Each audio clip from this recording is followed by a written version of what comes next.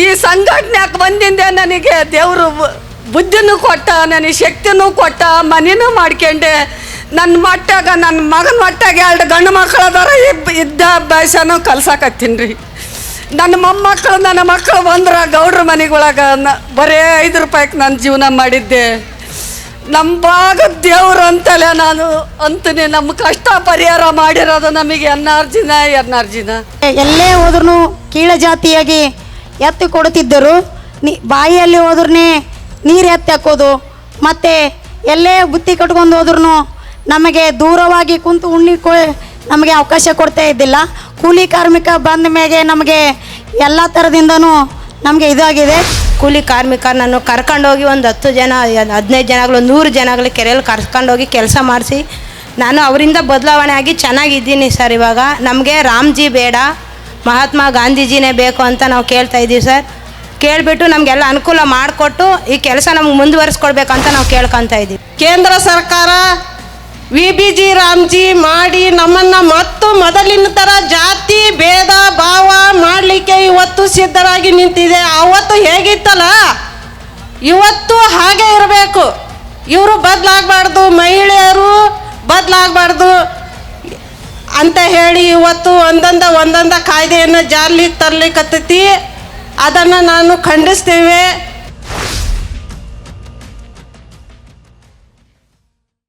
ಎಲ್ಲರಿಗೆ ನಮಸ್ತೆ.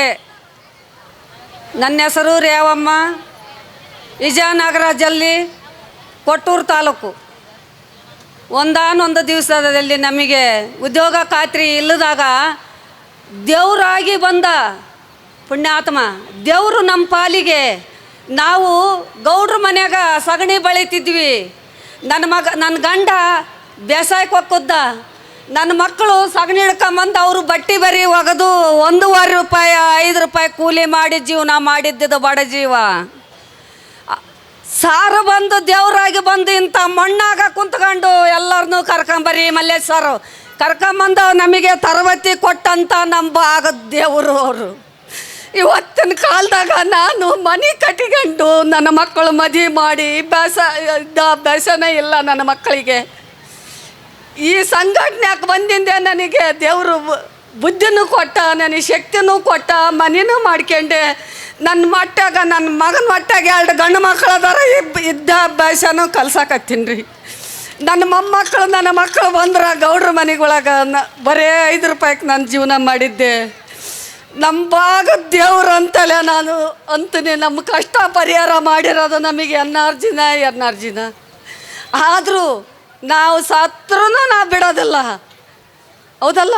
ಇಷ್ಟೆಲ್ಲ ಬಂದೋಬಸ್ತು ಮಾಡೋಣ. ಈಗ ಬಡವ್ರ ಮನೆ ಹೆಣ್ಮಗಳು ಒಂದು ದಾರಿ ಮಾಡ್ತಾ ನಾನು ಮಾಡಿ ಕೊಡ್ಬೇಕಂದ್ರೆ ಒಂದು ತೊಗರಿ ಬ್ಯಾಳಿ ಒಟ್ಟು ಚಿನ್ನ ತಗೋನೋ ಅಷ್ಟು ಯೋಗ್ಯತೆ ನನಗಿಲ್ಲ, ಹೌದಲ್ಲ? ರೋಡ್ಗಳಿಂದ ಹೋಗಿ ನಯ್ಯಪ್ಪಸ ತಾಳಿ ತಂದು ಮಗಳಿಗೆ ಕಟ್ಟಂಥ ವ್ಯವಸ್ಥೆ ಬಂದೈತಿ, ಹೌದಲ್ಲ? ಅದನ್ನ ಯಾಕಿದು ಮಾಡಬಾರ್ದು? ತವ್ರ ಮನೆಯವ್ರು ಕಾಲುಂಗ್ರ ಕೊಡಿಸ್ಬೇಕು, ಅದನ್ನು ಕೊಡೋದಾಗಲ್ಲ. ಬೇಡ, ನನ್ನ ಗಂಡ ಕುಡ್ದು ಮಜಾ ಮಾಡ್ತಿರ್ತಾನೆ. ನಾನು ದುಡ್ಡನ್ನ ತಗೊಂಡೋಗಿ ನನಗೆ ಹಿಂಸೆ ಕೊಟ್ಟು ಕುಡ್ದು ಮಜಾ ಮಾಡ್ತಾನೆ, ಮಕ್ಕಳನ್ನು ಕೆಟ್ಟೋಕಾನ. ಬಾರ್ ಯಾಕೆ ನಿಲ್ಲಿಸಬಾರ್ದು? ಇದು ಎದಕ್ಕೆ ಬೇಕು? ಬಾರ್ ಯಾಕೆ ನಿಲ್ಲಿಸಬಾರ್ದು? ಹೆಣ್ಮಕ್ಳ ಜೀವನ ಎಷ್ಟು ಹಾಳಾಕವ. ಆ ಬಂಡ ಸರ್ಕಾರಕ್ಕೆ ಧಿಕ್ಕಾರ.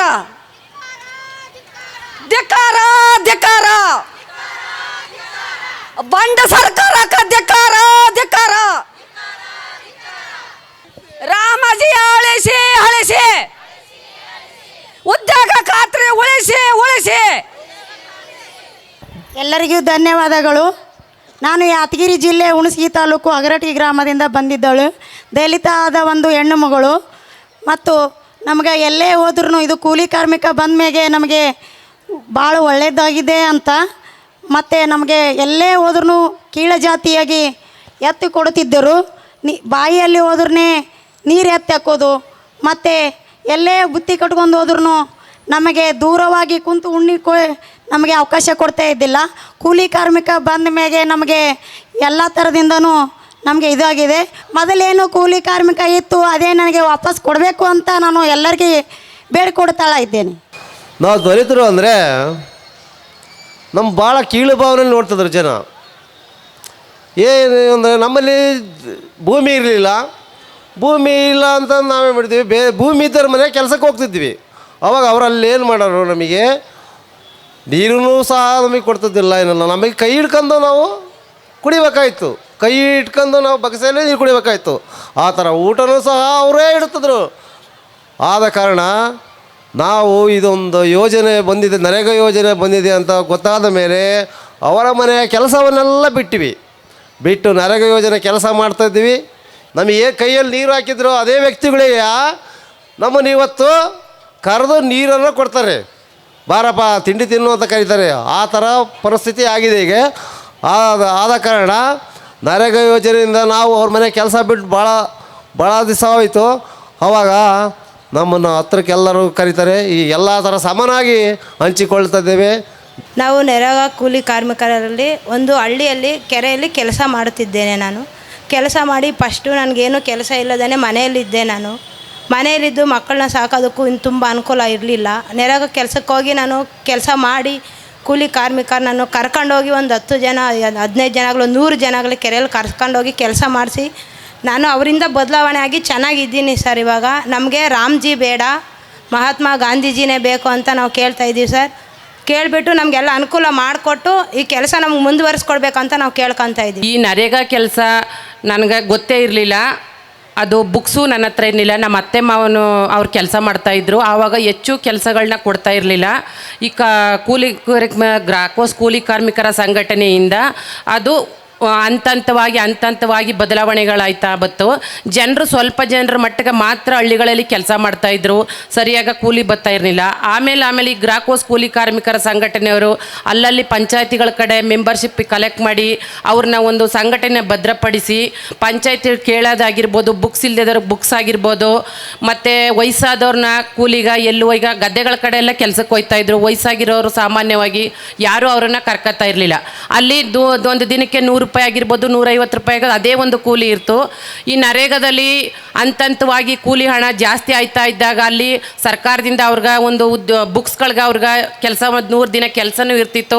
ಅದೇ ರೀತಿ ನಮ್ಮ ಸಂಘಟನೆಯಿಂದ ಅವ್ರಿಗೆ ಕೆಲಸನೂ ಕೊಡ್ತಾ ಇದ್ವಿ. ನನಗೆ ಬುಕ್ಸ್ ಇರಲಿಲ್ಲ. ಆವಾಗ ನಾನು ಒಂದು ಹೊಸ್ದಾಗಿ ಬುಕ್ಸನ್ನು ಮಾಡಿಸ್ಕೊಂಡು ನಾನು ಒಂದು 100 ಜನರ ಮಟ್ಟಕ್ಕೆ ನನ್ನ ಒಂದು ಗ್ರಾಮದಲ್ಲಿ ಮಾತ್ರ, ಸುತ್ತಮುತ್ತ ಹಳ್ಳಿಗಳಲ್ಲೂ ಸುಮಾರು ಜನರು ಕೆಲಸ ಮಾಡ್ತಾವ್ರೆ. ನನ್ನ ಹಳ್ಳಿಲಿ ಆದ ಒಂದು ನಾನೇ ಬುಕ್ಸ್ ಇಸ್ಕೊಂಡು ಕೆಲಸ ಮಾಡ್ತಾ ಒಂದು ಮೇಟಾಗಿ ಕೆಲಸ ಮಾಡ್ತಾ ಇದ್ದೀನಿ. ನಾನಿವಾಗ ಬುಕ್ಸ್ ಇಲ್ದೇದವ್ರಿಗೂ ಕೆಲಸ ಕೊಡ್ತಾಯಿದ್ದೀನಿ. 100 ದಿನ ಗಂಟನೂ ಹೋದ ವರ್ಷ ಆಚೆ ವರ್ಷದಿಂದ ಅವರು ಸತತವಾಗಿ ಒಂದು ದಿನನೂ ಅವ್ರಿಗೆ ಕೂಲಿ ಹಣ ಮಿಸ್ ಆಗದ ರೀತಿ ಕೆಲಸನೂ ಪಡ್ಕೊಂಡಿದ್ದಾರೆ. ಅದರಿಂದ ಬಹಳ ನಮ್ಮ ಒಂದು ಗ್ರಾಮದಲ್ಲಿ ಬದಲಾವಣೆಗಿದೆ. ಈಗ ಹೊರಗಡೆ ಕೂಲಿ ಜನ ಕರೆದ್ರು ಅವರು ಹೋಗೋಕ್ಕೆ ರೆಡಿ ಇಲ್ಲ. ಈ ಉದ್ಯೋಗ ಖಾತ್ರಿ 370 ರೂಪಾಯಿ ಬರುತ್ತೆ ಅಂತಂದ್ಬಿಟ್ಟು ಎಲ್ಲ ಪ್ರತಿಯೊಬ್ಬರು ವಯಸ್ಸಾಗಿರೋರು ಮತ್ತು ಅಂಗವಿಕಲರು, ಬಾಣಂತಿರು, ಮಕ್ಕಳನ್ನ ಬಿಟ್ಟು ಕೂಸಿನ ಮನೆಯೂ ಓಪನ್ ಆಗಿರೋದ್ರಿಂದ ಇವಾಗ ಮಕ್ಕಳನ್ನ ಇರೋ ಅಂಥವ್ರು ಅಲ್ಲೂ ಹೋಗಿ ಬಿಟ್ಟು ಬಂದು ಕೆಲಸ ಮಾಡ್ತಾರೆ. ಇದರಿಂದ ನಮ್ಮ ದಲಿತ ಕುಟುಂಬಕ್ಕೆ ಬಹಳ ಅನುಕೂಲ ಆಗಿದೆ. ಮತ್ತು ಈ ಒಂದು ವರ್ಷದಲ್ಲಿ ನಮ್ಮ ಒಂದು ಗ್ರಾಮದಲ್ಲಿ ಕೆಲಸ ಮಾಡ್ತಿರಕ್ಕಂಥದ್ದು 80 ದಿನಗಳಂತನೂ ಕೆಲಸ ಮಾಡಿ 29,600 ರೂಪಾಯಿ ಒಂದೊಂದು ಕುಟುಂಬದಲ್ಲಿ ಬುಕ್ಸ್ನವ್ರಿಗೂ ಕೆಲಸ ಆಗಿದೆ. ಮತ್ತು ಇನ್ನೂ ಈ ವರ್ಷದಲ್ಲಿ ಇನ್ನೂ 2 ತಿಂಗಳ ಮಟ್ಟಕ್ಕೆ ಕೆಲಸ ಇದೆ. ಅದರಲ್ಲೂ ನಮ್ಮ ಜನರಿಗೆ ದಲಿತ ಕುಟುಂಬದವ್ರಿಗೆ ಒಂದು 20 ದಿನ ಆಗಿರ್ಬೋದು ಕೆಲಸ ಕೊಟ್ಟು ಅವ್ರಿಗೆ ಈ ವರ್ಷದ ಸಂಪೂರ್ಣ ಹಣವನ್ನು ನಮ್ಮ ಒಂದು ಬುಕ್ಸ್ಗಳಿಗೆ ನಾವು ಪಡ್ಕೊಳ್ಳೇಬೇಕು ಅಂತ ಇದ್ದೀವಿ. ಮತ್ತೆ ಈಗ ಎಲ್ಲೂ ವಲಸೆ ಹೋಗ್ತಾ ಇಲ್ಲ. ಮೊದಲು ಬೇರೆ ಕಡೆ ಎಲ್ಲ ಕೂಲಿಗೆ ಅಕ್ಕಪಕ್ಕದ ಹಳ್ಳಿಗಳಲ್ಲಿ ಟೆಂಪೋ ಮಾಡ್ಕೊಂಡು ಹೋಗ್ತಾಯಿದ್ರು. ಅಲ್ಲಿಗೆ ಬೆಳಿಗ್ಗೆ ಹೋಗಿ ಸಂಜೆ ಬರ್ತಾಯಿದ್ರು. ಇವಾಗ ವಲಸೆ ಎಲ್ಲೂ ಹೋಗ್ತಾ ಇಲ್ಲ. ನಮ್ಮ ದಲಿತ ಕುಟುಂಬದವರು ಎಲ್ಲ ನಮ್ಮ ಗ್ರಾಮದಲ್ಲೇ ಕೆಲಸ ಮಾಡೋದ್ರಿಂದ ಯಾವ ಟೈಮ್ಗೆ ಹೋಗಿ ಪಂಚಾಯತಿಲಿ ನಮ್ಗೆ ಕೆಲಸ ಕೊಡಿ ಅಂದ್ರೆ ಸಹಕರಿಸ್ತಾರೆ. ನಮ್ಮ ಒಂದು ಗ್ರಾಕೋಸ್ ಕೂಲಿ ಕಾರ್ಮಿಕರ ಸಂಘಟನೆ ಕಟ್ಟಿರೋದ್ರಿಂದ ನಮ್ಮ ಸಂಘಟನೆಯವರು ಭಾಗವಹಿಸ್ತಾರೆ. 26ನೇ ತಾರೀಕು ನಾವು ಪಂಚಾಯತಿಗೂ ನಾವು ಅರ್ಜಿಯನ್ನು ಕೊಟ್ಟಿದ್ದೀವಿ. ಅದು ಅವರು ನಾವು ಮೆಮೊರಾಂಡಮ್ನ ಎಲ್ಲ ಕಡೆನೂ ನಾವು ಕಳಿಸ್ತಿದ್ದೀವಿ ಅಂದ್ಬಿಟ್ಟು ಅವರು ಹೇಳಿದ್ದಾರೆ. ಅದಾಗಿ ನಮ್ಮ ದಲಿತ ಕುಟುಂಬಕ್ಕೆ ಇದು ಬಹಳ ಒಂದು ಉದ್ಯೋಗ ಖಾತ್ರಿ ಗ್ರಾಮೀಣ ಇದು ಅನುಕೂಲ ಆಗಿದೆ ಎಲ್ಲರಿಗೂ. ದಯವಿಟ್ಟು ಇದು ಶಾಶ್ವತವಾಗಿಯೇ ಉಳ್ಕೊಳ್ಳಲಿ. ಈಗ ಬಂದರೆ ಹೊಸ ಕಾಯ್ದೆ, ಅದು ಕಾಯ್ದೆಯಾಗೆ ಬೇರೆ ಆಗಲಿ, ಅದು ರದ್ದಾಗಲಿ. ಮಹಾತ್ಮ ಗಾಂಧಿ ಗ್ರಾಮೀಣ ಕೂಲಿ ಕಾರ್ಮಿಕರ ಸಂಘಟನೆಯಿಂದ ಇದು ಎಲ್ಲಿ ತನಕನಾದರೂ ಸ್ಟ್ರೈಕ್ ಮಾಡ್ತೀವಿ, ಎಲ್ಲಾದರೂ ಬರ್ತೀವಿ. ಆದರೆ ಇದು ಹೀಗೆ ಉಳ್ಕೊಳ್ಳಿ, ಶಾಶ್ವತವಾಗಿಯೇ ಈಗ ಮಹಾತ್ಮ ಗಾಂಧಿ ಯೋಜನೆ ಉಳ್ಕೊಳ್ಳಿ. ಜೈ ಹಿಂದ್. ವಿ ರಾಮ್ಜಿ ಕಾಯ್ದೆಯನ್ನು ಜಾರಿಗೆ ತಂದಿದ್ದಾರೆ, ಮನ್ರೇಗಾನ ಓಡಿಸಿದ್ದಾರೆ. ಇದು ಈ ರೀತಿ ಆಗಬಾರ್ದು. MGNREG ಉಳಿಬೇಕು, ವಿ ಬಿ ರಾಮ್ಜಿ ಹೋಗಬೇಕು ಅನ್ನೋವಂಥ ಇದು ನಮ್ಮದು ಹೋರಾಟ. ಈ ಹೋರಾಟಕ್ಕೆ ತಾವೆಲ್ಲ ಆಗಮಿಸಿದ್ದೀರಿ. ನಾ ಒಂದೆರಡು ಮಾತುಗಳನ್ನ ಹೇಳ ಬಯಸುತ್ತೇನೆ. ಏನಪ್ಪ ಅಂತಂದ್ರೆ, ಉದ್ಯೋಗ ಖಾತ್ರಿ ಯೋಜನೆ ಬರೋದಕ್ಕಿಂತ ಮುಂಚೆ ನಮ್ಮ ದಲಿತ ಹೆಣ್ಣು ಮಕ್ಕಳಿಗೆ, ದಲಿತ ಎಲ್ಲ ಒಂದು ಕಾರ್ಮಿಕರಿಗೆ ಮೊದಲಿನ ಪರಿಸ್ಥಿತಿಯಲ್ಲಿ ಯಾರೂ ಸರಿಯಾಗಿ ಅವರಿಗೆ ರೆಸ್ಪೆಕ್ಟ್ ಕೊಡ್ತಿದ್ದಿಲ್ಲ. ಅವ್ರಿಗೆ ಗುಡಿ ಗುಂಡಾಂತರಗಳಲ್ಲಿ ಅವಕಾಶ ಇರ್ತಿದ್ದಿಲ್ಲ. ಅವ್ರಿಗೆ ಕೆಲಸ ಬೇಕಾಗಿತ್ತು ಅಂತಂದ್ರೆ ಅವ್ರು ಬೇರೆ ಬೆಂಗಳೂರು, ಮುಂಬೈ, ಪೂನಾ ಈ ರೀತಿ ವಲಸೆ ಹೋಗಬೇಕಾಗಿತ್ತು. ತಮ್ಮ ಮಕ್ಕಳನ್ನೆಲ್ಲ ತಮ್ಮ ಊರುಗಳಲ್ಲಿ ಬಿಟ್ಟು ಕಸಿನ ಬೇರೆ ಊರಿಗೆ ಹೋಗಿ ಕೆಲಸ ಮಾಡಬೇಕಂತ ಪರಿಸ್ಥಿತಿ ಮುಂಚೆ ಇತ್ತು. ಆದರೆ ಈಗ ಆ ರೀತಿ ಪರಿಸ್ಥಿತಿ ಇಲ್ಲ. ನಾವೆಲ್ಲರ ಜೊತೆ ಸಮಾನರಾಗಿ ಬದುಕ್ತಾ ಇದ್ದೇವೆ. ಅದರೊಟ್ಟಿಗೆ ಗುಡಿ ಗುಂಡಾಂತರಗಳಲ್ಲಿ ಒಟ್ಟಾಗಿ ಹೋಗ್ತಿದ್ದೀವಿ, ಬರ್ತಿದ್ದೀವಿ. ಅದ್ರ ಜೊತೆಗೆ ನಿಮಗೆ ಸಮಾನವಾದ ಕೂಲಿ, ಸಮಾನವಾದ ಎಲ್ಲ ರೀತಿಯಲ್ಲಿ ನಿಮಗೆ ಸಮಾನ ಹಕ್ಕನ್ನು ನಮ್ಗೆ ಕಲ್ಪಿಸಿ ಕೊಟ್ಟಿದ್ದಾರೆ. ಈ MGNREG ಈ ಯೋಜನೆ ಬರುವುದರಿಂದ ನಾವು ಎಲ್ಲ ರೀತಿ ಒಳ್ಳೆ ರೀತಿಯಾಗಿ ಬದುಕ್ತಾ ಇದ್ದೇವೆ. ನಮ್ಮ ಮಕ್ಕಳಿಗೆ ಶಿಕ್ಷಣವನ್ನು ಕೊಡ್ತಾ ಇದ್ದೇವೆ. ಅದ್ರ ಜೊತೆಗೆ ನಾವು ಸಮಾನರಾಗಿ ಬದುಕ್ತಾ ಇದ್ದೇವೆ. ಪಂಚಾಯಿತಿಗಳಲ್ಲಿ ಹೋಗಿ ನೋಡ್ಬೇಕಂತಂದ್ರೆ ಮುಂಚಿತ ನಮ್ಗೆ ಪಂಚಾಯಿತಿ ಗೊತ್ತಿರಲಿಲ್ಲ. ನಾವು ಬಂದಿದ್ದೇವೆ ಅಂತ ನಮ್ಮಲ್ಲಿ ಕಿಮ್ಮತ್ತು ಸಹಿತ ಕೊಡ್ತಿದ್ದಿಲ್ಲ. ಆದರೆ ಈಗ ಹಾಗಿಲ್ಲ. ಈ MGNREG ಕಾಯ್ದೆ ಬಂದಾಗಿಂದ ನಮ್ಗೆ ಪಂಚಾಯಿತಿ ಒಳಗೆ ಒಳ್ಳೆ ಸನ್ಮಾನ ಐತಿ. ಅದರೊಟ್ಟಿಗೆ ನಿಮ್ಗೆ ಒಳ್ಳೆ ಕೂಲಿ ಐತಿ, ಒಳ್ಳೆ ರೀತಿ ನಮಗೆ ಬದುಕಲಿಕ್ಕೆ ಅವಕಾಶ ಐತಿ. MGNREG ಉಳಿಬೇಕು ಅಂತ ಎಲ್ಲರಲ್ಲಿ ನಾನು ಪ್ರಾರ್ಥಿಸಿ ಒಂದೆರಡು ಮಾತುಗಳನ್ನು ಮುಗಿಸುತ್ತೇನೆ. ನಾವು ಇವತ್ತು ಇದನ್ನು ಪರಿಪೂರ್ಣವಾಗಿ ಖಂಡಿಸಿ MGNREG ಬೇಕು, VBG ರಾಮ್ಜಿ ಬೇಡವೇ ಬೇಡ ಅಂತ ಬಂದಿದ್ದೇವೆ. ನಮ್ಮ ಈ ಕೂಗನ್ನು ಕೇಂದ್ರ ಸರ್ಕಾರಕ್ಕೆ ಇವತ್ತಿನ ದಿನದಲ್ಲೇ ಕೇಂದ್ರ ಸರ್ಕಾರಕ್ಕೆ ಮುಟ್ಲೇಬೇಕು. ನಾನು ದಲಿತ ಹೆಣ್ಣು ಮಗಳು. ಒಂದು ಕಾಲದಲ್ಲಿ ನಮ್ಮನ್ನು ಊರೊಳಗೆ ಸೇರಿಸ್ತಿರ್ಲಿಲ್ಲ, ಮನೆಯೊಳಗೆ ಸೇರಿಸ್ತಿರ್ಲಿಲ್ಲ. ನಮ್ಮನ್ನು ಎಲ್ಲ ಜಾತಿಯ ಜನರ ಹಾಗೆ ನಮ್ಮನ್ನು ಕಾಣುತ್ತಿರಲಿಲ್ಲ. ಅವಾಗೆಲ್ಲ ನಮ್ಮ ತಂದೆ ಕಾಲದಲ್ಲಿ ಹೆಬ್ಬಟ್ಟು, ಇವತ್ತು ನಮ್ಮ ಕಾಲದಲ್ಲಿ ಅಕ್ಷರ. ಈ ಅಕ್ಷರಕ್ಕೆ ಕಾರಣ ಇವತ್ತು MGNREG ಇವತ್ತು ನಮಗೆ, ನಮ್ಮ ಮಕ್ಕಳಿಗೆ ವಿದ್ಯಾಭ್ಯಾಸಕ್ಕಾಗಿ ಇವತ್ತು MGNREG ಬೆನ್ನೆಲುಬಾಗಿ ನಿಂತಿದೆ. ಅದನ್ನೇ ಇವತ್ತು ಕೇಂದ್ರ ಸರ್ಕಾರ VBG ರಾಮ್ಜಿ ಮಾಡಿ ನಮ್ಮನ್ನು ಮತ್ತು ಮೊದಲಿನ ಥರ ಜಾತಿ ಭೇದ ಭಾವ ಮಾಡಲಿಕ್ಕೆ ಇವತ್ತು ಸಿದ್ಧರಾಗಿ ನಿಂತಿದೆ. ಅವತ್ತು ಹೇಗಿತ್ತಲ್ಲ ಇವತ್ತು ಹಾಗೆ ಇರಬೇಕು. ಇವರು ಬದಲಾಗಬಾರ್ದು, ಮಹಿಳೆಯರು ಬದಲಾಗಬಾರ್ದು ಅಂತ ಹೇಳಿ ಇವತ್ತು ಒಂದೊಂದ ಕಾಯ್ದೆಯನ್ನು ಜಾರಿಗೆ ತರಲಿಕ್ಕತ್ತೈತಿ. ಅದನ್ನು ನಾನು ಖಂಡಿಸ್ತೇವೆ. ನಮಗೆ ಅವು ಭಾಳ ಉದ್ಧಾರ ಆಗ್ಯದ. ಉದ್ಯೋಗ ಖಾತ್ರಿ ಕೆಲಸ ಅಂದ್ರೆ ಉದ್ಧಾರ ಆಗ್ಯದ. ಅದು ಕೆಲಸ ಬಂದಿದಿಂದ ಇವತ್ತು ಬಂದಿಂದ ಎಲ್ಲ ಕೆಲಸ ಭಾಳ ದಿವ್ಸದಿಂದ ಹಿಡಿದು ಮಾಡ್ಕೋತ ಬಂದಿದ್ದೇವೆ. ಈಗ 100 ಆಳು ಇದ್ದದೆ ಇನ್ನು ಹೆಚ್ಚಿಗೆ ಮಾಡ್ರಂತ ನಾವು ಕೇಳ್ಕೋತಾ ಇದ್ದಾಗೆ ಇವ್ರು ಮತ್ತೆ ಚೇಂಜ್ ಮಾಡ್ಬೇಕಂತ ಕುಂತೀರ. ನಾವು ಹೆಂಗೆ ಬಿಡ್ತೇವ್ರಿ? ಮಹಿಳೆಯರು ಎಲ್ಲರೂ ಒಗ್ಗಟ್ಟಾಗಿ ಇದು ಕೆಲಸ ನಾವು ಬಿಡಂಗಿಲ್ಲ.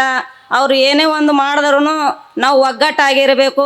ನಾವು ಎಲ್ಲಿತನ ಬಂದು ಹೋರಾಟ ಮಾಡ್ತೇವೆ.